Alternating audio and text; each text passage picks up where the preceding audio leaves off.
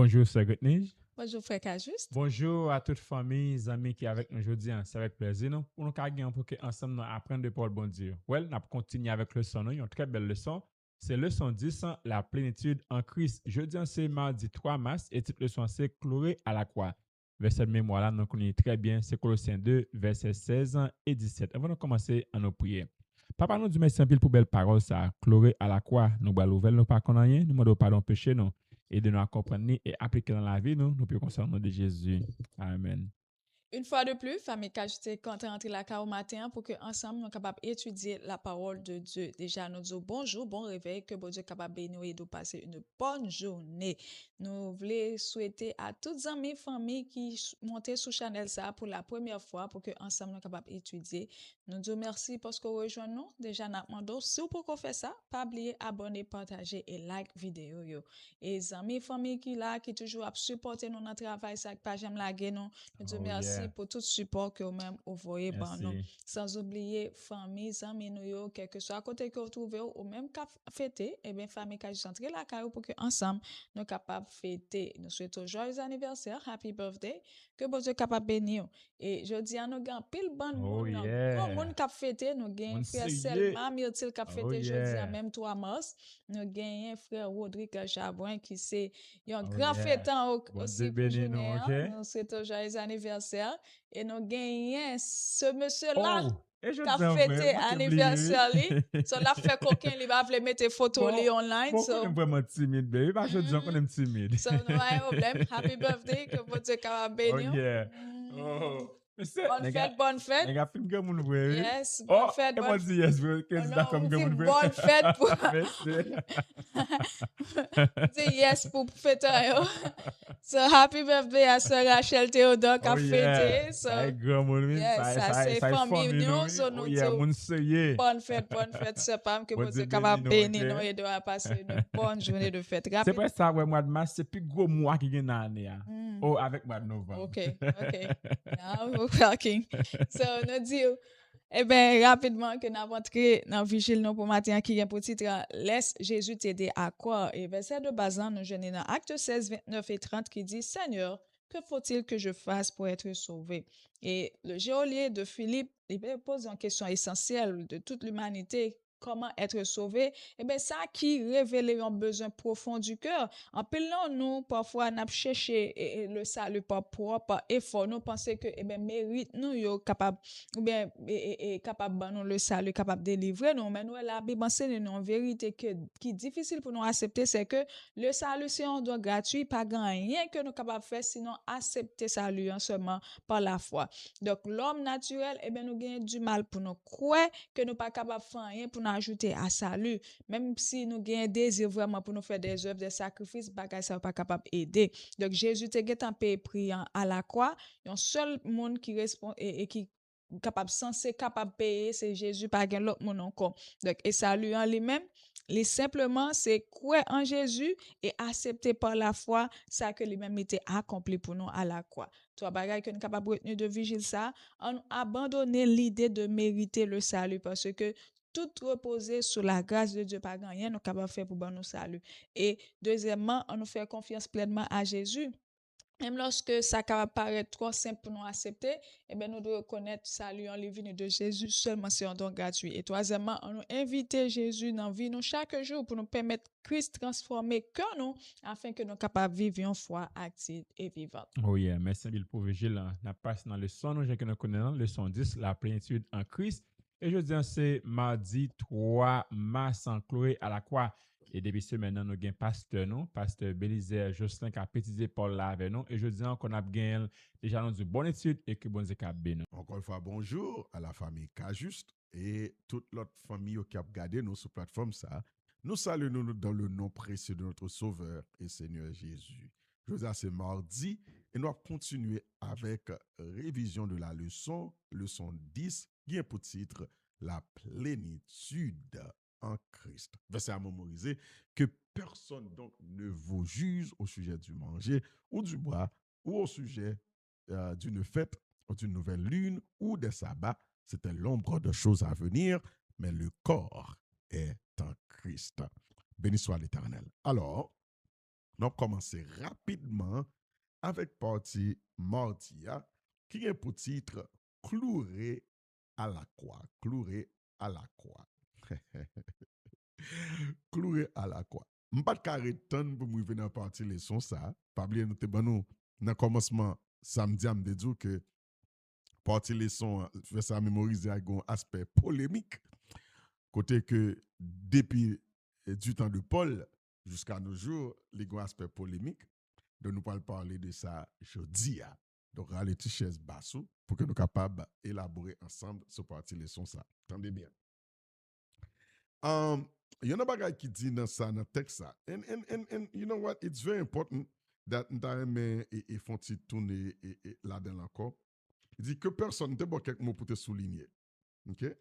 Que personne ne vous juge au sujet du manger ou du boire, au sujet d'une fête, d'une nouvelle lune ou des sabbats.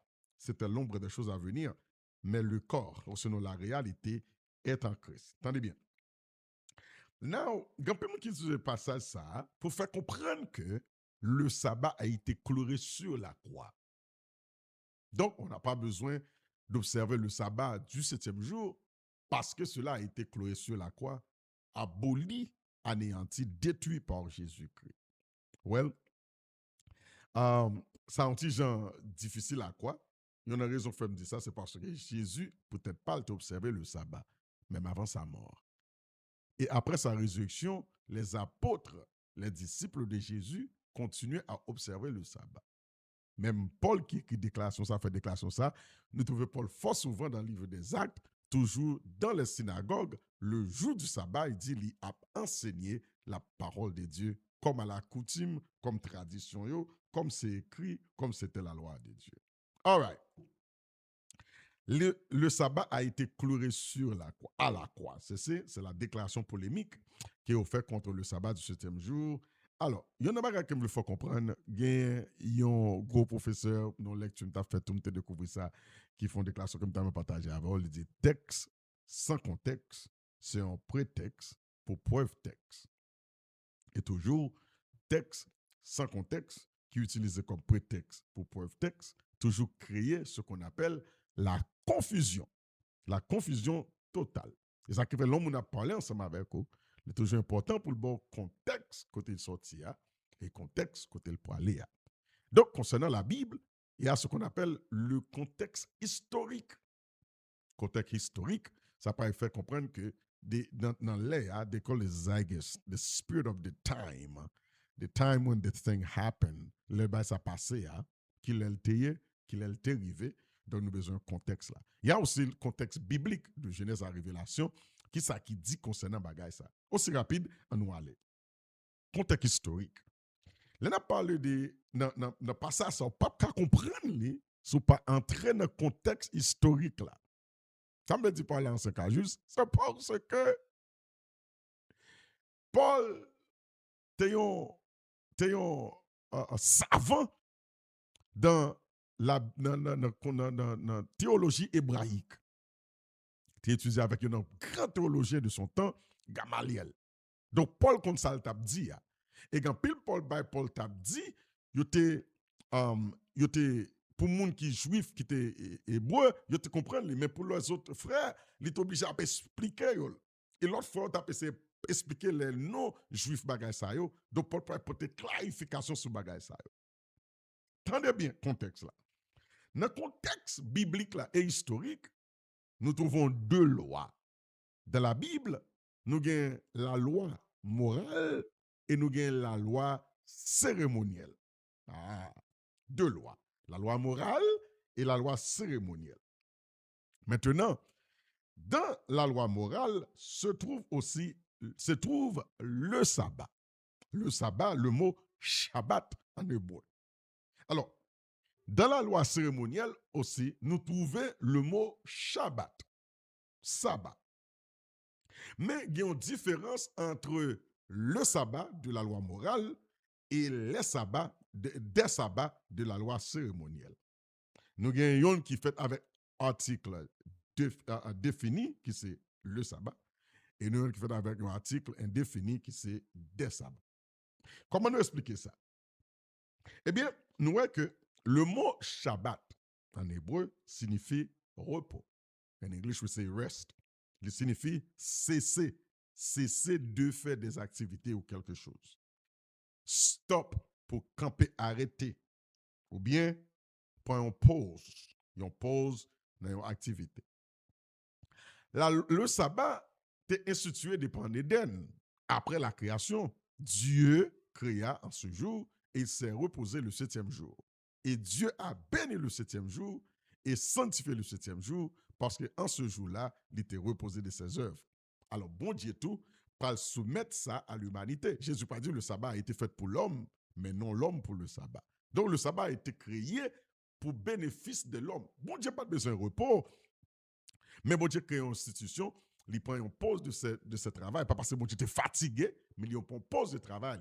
So, sabbat, Shabbat signifie une pause, un congé. Nous avons dit congé, je dis, un congé.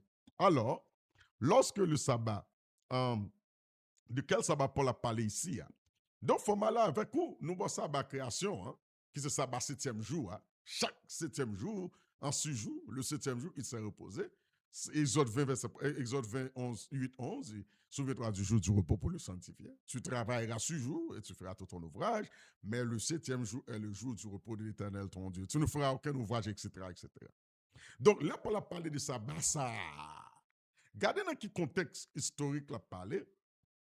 Nous, le sabbat, nous, cérémoniel, tout dans la loi cérémonielle, il y a les sabbats. Ouh, ça capte mon petit temps, m'expliquer, il faut mal rapide. Il y a les sabbats.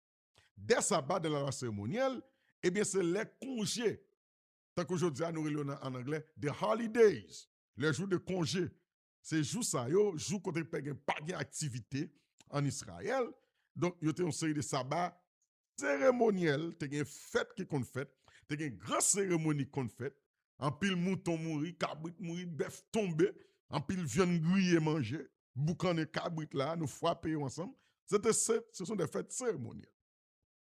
Ça et le sabbat du 7e jour, t'es prédaté toute cérémonie ça tu vas venir plus tard dans le désert. Alors, selon la Bible, il y a environ 7 à 8 sabbats dans la loi cérémonielle là. Dans la loi morale, il y a un seul sabbat, le sabbat du 7e jour. Mais dans la loi cérémonielle, il y a environ 7 à 8 sabbats qui est sauté, livre Lévitique chapitre 23, ou abjoigné. Il y aurait le festival, il y aurait la célébration annuelle.